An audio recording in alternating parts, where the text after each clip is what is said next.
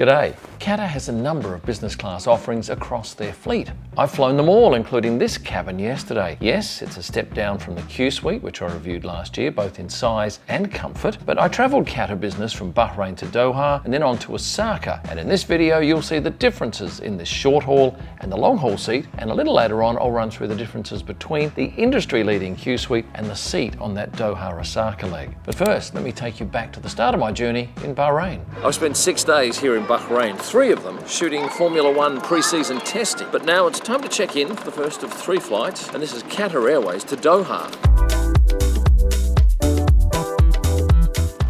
So my route today is Bahrain, Doha, Osaka with Qatar, and then I change to ANA to go to Sapporo, and I've got a 2-hour transfer by road to Niseko. Now before we do the first bit of flying, I want to show you this lounge, the Pearl Lounge. If you are flying Qatar Airways business class, you get to use this lounge. It's like a private members club, it's astonishing. But if you're flying Gulf Air, their lounge is on the other side, and it too is magnificent. But there's so many different places to eat and drink in this lounge, and it's huge. If you watch my videos regularly, you'll know that I love the Middle Eastern lounges, and this lounge is right up there. Well done to Bahrain International Airport for throwing on such a marvellous facility. And tonight it's packed full of Mercedes people, I can tell you. And have a look at this for a bar. It's impressive, as are the pizzas behind me. My suggestion, go with the margarita. I lost my boarding passes, both of them, so now I have to go and ask for replacements at the gate. But it's a short walk to gate 16A. Hello. Hello, sir. Could you print my boarding passes again, Ilman, please? No drama with the passes. A short while later, a fellow photographer sent me this message. He'd actually found them on the floor in the lounge. Thank you to Holofly for sponsoring this video. When I travel, it's imperative that I stay connected, like F1 teams, drivers, and fans. That's why I use Holofly's eSIMs. With connectivity in over 200 countries and customizable and flexible plans, I'm able to effortlessly select the number of days I need in any country. And if I'm not organized in advance, which often I'm not, Holofly's website and app save the day. I can purchase an eSIM with the press of a button, receive it instantly, and install and activate it in just a few minutes. So while I'm in Japan, I'll have unlimited data, access to all of my regular contacts, and reliable hotspot capabilities without worrying about roaming charges. Whether you're touring Tokyo, exploring Kyoto, or skiing here with me in Niseko, Holofly keeps you connected in Japan and beyond. Check out the link in the description below and make sure you use the promo code KimIlman for 5% off. After a flying start, I'm in seat 2A. I get on and I realise I don't have my mobile telephone. So luckily, one of the crew had a phone that could call it. One of the staff in the lounge has answered it, and they're rushing it down to me. Might have got away with murder there. Thank you very much. Let me tell you a little bit about this aircraft. It's a nearly 10-year-old A320, 12 seats in business, 156 in economy, and they are gorgeous seats for an A320 single-aisle plane.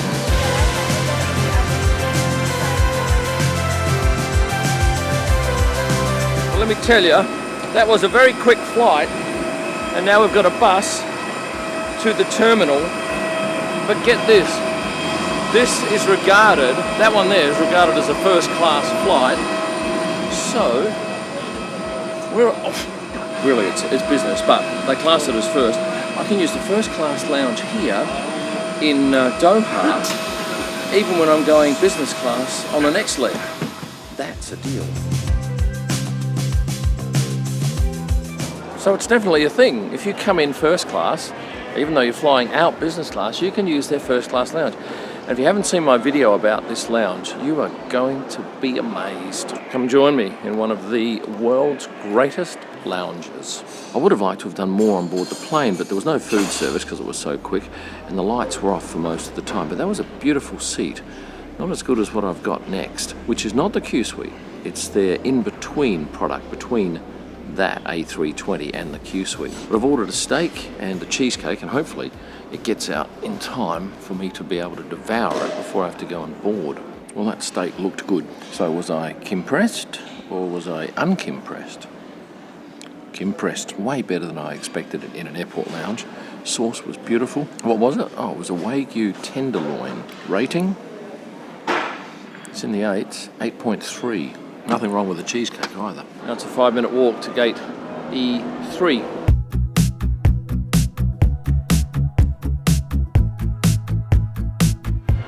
Right, well, I asked for the music to be turned down. Thankfully, it has dropped a smidge. Now, in terms of storage, there is a little locker down here. Your headphones are on the left-hand side of the seat. You get a bottle of water, a pillow with a tourist destination on it, and the cabin feels very roomy because there are no lockers in the centre of this aircraft.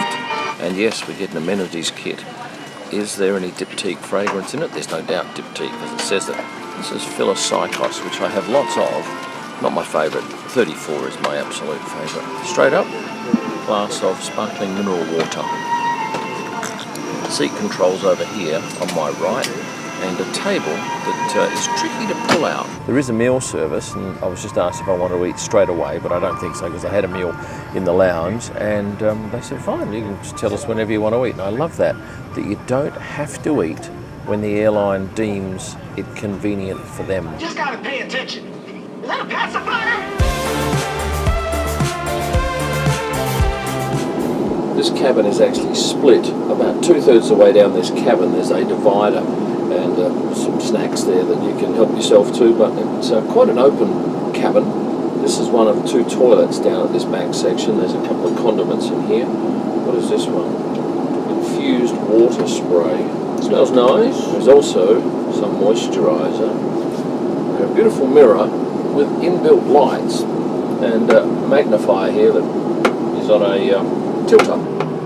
We are 90 minutes into this flight and I've just finished dinner. I had miso glazed black cod with shiitake broth. Didn't touch the broth, but the fish, stunning. Beautifully presented. The rice was amazing. Vegetables great, but the fish and the sauce, 9 out of 10 for a meal on a flight. And to finish off, it was sour cherry clafoutis with vanilla bean ice cream. Now, I didn't actually eat that, but the guys tell me it's pretty good. What I did eat was the popcorn down the back in that little goodie basket, which is exceptional. Now, I need to thank the crew for being so helpful because they've brought out every single bottle of alcohol that they sell. These are your whites. These are your reds. Beer drinkers, you're catered for. Bubblies, yes. And look at this for an amazing array of spirits. And they even have sake and soju on these flights. And then I got talking to one of the crew, and he was telling me that on about 15 aircraft of Qatar's, you have unlimited free Wi-Fi through Elon Musk's satellite system. So you can get on here, and from the moment you sit down in your seat to the moment you land, you can use this. He reckons you get amazing speeds. I think I could even live stream from the air. It's that good, but it's only on selected aircraft and on selected routes. Sounds like a game changer to me. Now, I've been on a bit of an eating fest this evening, so it's probably time I have one of the crew make up this lie-flat bed. Now, if you don't mind, I'll have a snooze and be back in a jiffy. Well, people, after 3 hours sleep, I'd like to have had more than that, but that's all I could muster. I've woken up, everyone's having breakfast, so I actually had a look at the breakfast meal. I didn't eat it, but this is what it looked like. So what are the main differences? Well, the Qsuite is more private. Of course, you have a door. It also feels like a mini first class, whereas this is more like a business class suite. On the Qsuite, they have rear-facing seats, and I love that. And the middle seats are perfect for groups of up to 4. You get more storage space in the Qsuite. There is a bigger screen, a better entertainment system, well, certainly more modern, and you get better toilets on that aircraft. But on my Doha Osaka flight, I loved the void that is in the middle of that business class cabin. I thought it added a lovely spacious touch. The amenities kits is the same, and yes, both are dine on demand. But if you had the choice to go Qsuite or this suite, I'd always take the Qsuite. I think it's a much better product. And remember that there is a new version, an upgraded Qsuite, not far away. Anyway, back to my trip.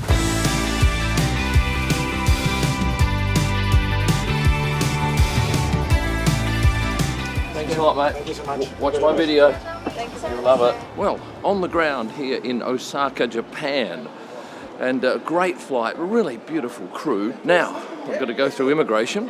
Got to pick up my luggage, go to the domestic terminal, check in, and then head to the lounge. There were big queues coming into immigration, but I remembered when I saw the APEC sign that I have an APEC card. This is a card that frequent business travellers can apply for in certain countries like mine, and it gives you much quicker entry into about 20 different countries, Japan being one of them. So I reckon I saved easily 40 minutes of standing in a queue by using that card. And what a delight to see everyone standing back from the carousel. Well, I'm through. Any time that I gained, though, with my APEC card was gobbled up by a lengthy baggage wait. Anyway, I'm now out here in the general populace looking for the domestic departures. And what's the first thing I see when I get through? Vending machines. They love them here. I've been through security and I went landside and I was just about to order some food and realised I don't have any glasses. They weren't in my bag, they weren't where I thought they were. So now I've come back out through security and I'm hoping they're down near that vending machine that I did that previous segment. If they're where I think I left them, they'll still be there because this is Japan. And not only are they supremely honest, what the hell are they going to do with a pair of prescription glasses? Found them exactly where I thought they'd be, on top of the vending machine.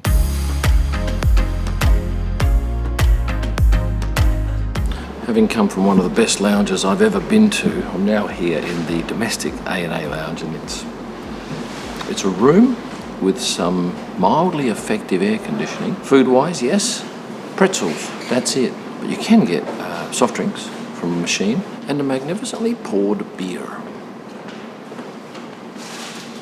I don't drink beer, dumb.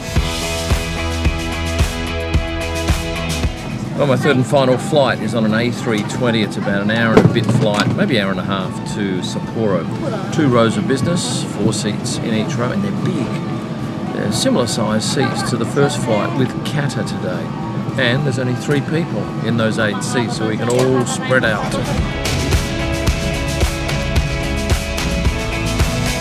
We're up in the air now, and I can tell this is a very noisy aircraft because I'm having to use this microphone so close to my mouth, but there is a tremendous recline on this seat for a domestic business class seat. This is impressive, and it has a footrest, and the ladies have just put on their lovely little pink serving outfits. They'll be coming around shortly with drinks and perhaps even a feed. And yes, there is an in-flight entertainment system, and the screen is in the armrest here, but it takes 2 hands to get it out, so it's quite tricky. And the controls are down here, a slimline remote. Oh, I do like this though, that you can charge your phone out of that. There's also a charger down below, and the tray table's on the other side of the seat. About 15 minutes into the flight, out came a little box full of food. Now what do we have here? Well, this is rice with leaf mustard. This is a Japanese omelette with a beautiful chicken meatball, cherry blossom flavoured sesame tofu, no thanks. Hamburger steak with mashed potatoes, I like that, and a piece of grilled chicken. On the menu it shows 2 whites and 2 reds, but on this flight there's only 1 of each. There's also a range of beers and Suntory highballs, which is a scotch and soda. Well, I've been going for nearly a day and a half now without any sleep and a shower, but we're about 10 minutes, 15 minutes away from landing. I'd love to show you the landing, but unfortunately they keep the cabin lights on. Too much reflection. Anyway, it'll be out of here, a suitcase, and then about a 2-hour drive with a driver to Osaka. Oh, and I nearly forgot, there is free Wi-Fi on board and you don't have to sign in. You just turn it on, connect, and away you go, and I love that. Arigato. See you. Straight out of here, it's very cold. Although I don't think it's minus, I think it might be just a couple of degrees. A little bit cooler up where I'm going. But I've been pretty impressed with all 3 of those flights. I couldn't find anything that really was negative. It was all positive. And 3 different business class cabins. Hello, sir. I am Kim. Hello. Well, finally out of there and heading off with my driver here to, where do we go? Osaka.